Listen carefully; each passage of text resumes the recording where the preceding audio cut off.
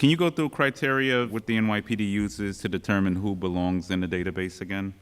Yep. Yo, this joint is like mad lit on here. Yo, what's the deal? What's the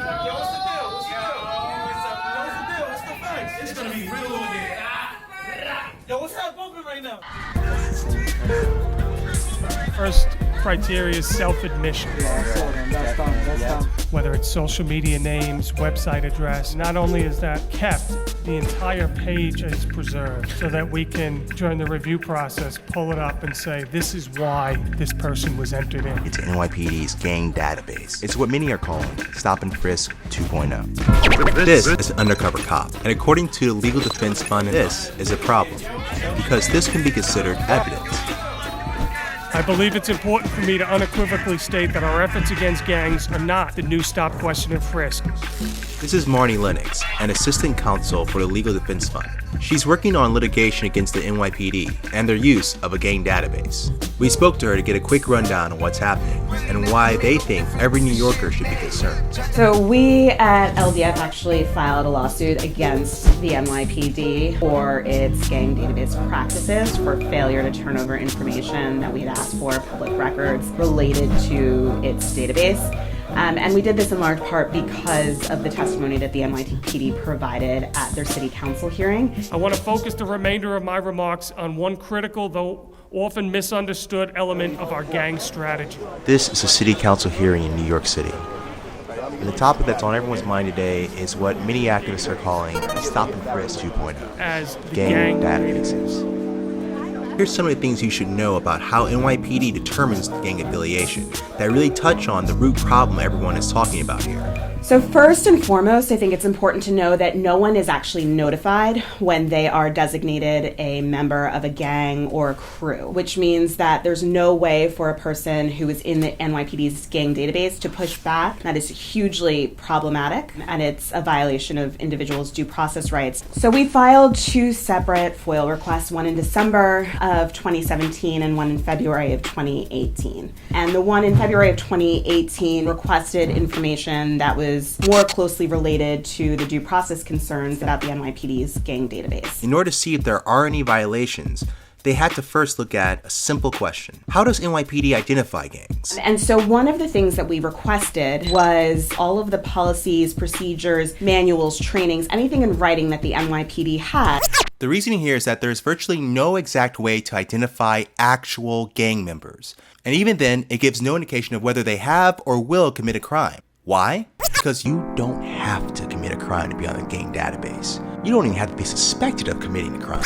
What we were told is that that criteria doesn't exist, that they had no such written materials to provide us, or that after an exhaustive search they couldn't find anything. In other words, the NYPD is saying they know how to identify gang members. But when the Legal Defense Fund asked how, the NYPD responded, "We don't know." The criticism, however, is that NYPD's definition of gang members is far too broad. You then see Chief Shedd testify at the city council hearing that they have very specific criteria that they use to designate individuals as gang members. Self-admission of gang membership, being identified as a gang member by two independent, reliable sources, or social media posts, possession of gang literature, having gang tattoos, being at a gang location, associating with other gang members, flying gang colors. Like red, blue, green, yellow, black, white, gray, purple. So if I'm standing at a corner store with the color reds on, and it's a known color red, and it's a known gang location, I could be entered into that database.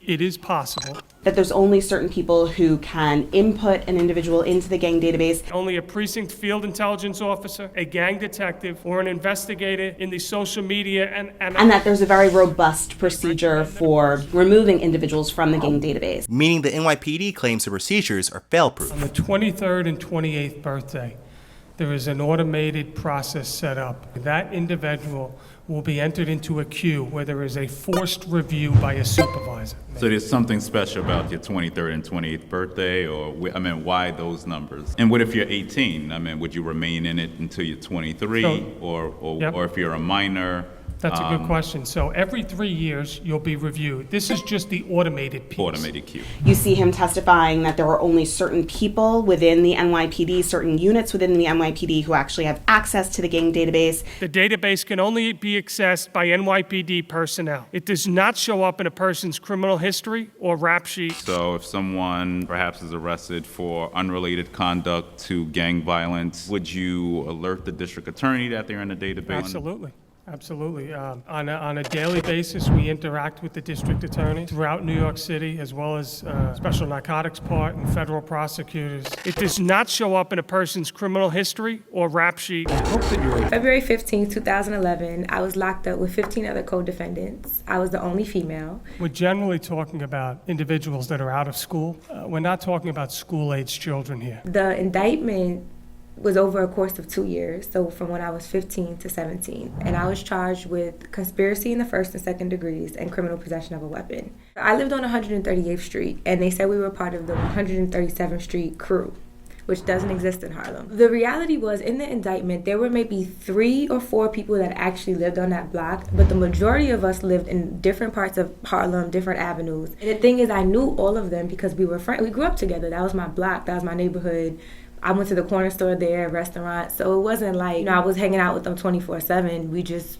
That's just how it is when you know people. That's family, that's neighborhood. They didn't tell us why we were arrested the first 2 days. They said it was this secret grand jury indictment, so we couldn't know why we were being arrested until we got to the courtroom. I get to the courtroom and there's cameras. I'm scared because I don't know why I'm there. My bail is really high. I didn't know what conspiracy was, but I always knew that conspiracy is worse than actually committing a crime, especially for a person of color. Luckily, I had a really strong community network, which is rare. I think even for me growing up in general, I was really attached to my church. So they offered to bail me out, and even when I tried to get bail, my judge denied it because they did not want me to come home. Their idea was that I was going to get locked up, I was going to be facing this bail issue, and then because I was going to be under pressure, I would cooperate and the case would be done. That was it. That wasn't the reality. I think that's a longer discussion than here. In terms of, I could tell you definitively. But you just gave an example where the fact that someone is in the gang database Yes. could make a significant difference in how that case is prosecuted. And you know what? If that person is a gang member, it should. You don't need to run away from that. We just need to acknowledge it. After several loopholes and a lot of different things the judge wanted to be done, I was able to get bailed out. I came home, returned to high school, and then I was finally given this last minute offer. Literally on a Friday, I had to go in on that Monday to spend the rest of my 3 months and then still do 5 years on probation. Afrika's story is an exception. Out of the other 19 defendants in her case, she served a small sentence. Her ex-boyfriend, on the other hand, served 20 years. Her case was followed by larger gang takedowns in New York. In May of 2016, the NYPD executed a mass arrest of 120 alleged gang members, the largest in its history. If you want to find out if you're on the database, submit a request. Follow the link below for more information.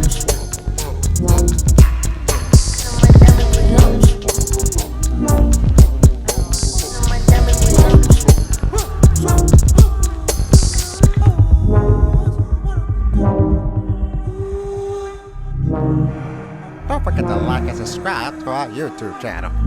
Also, if you really like us, why don't you consider supporting us on Patreon? Yes, Patreon.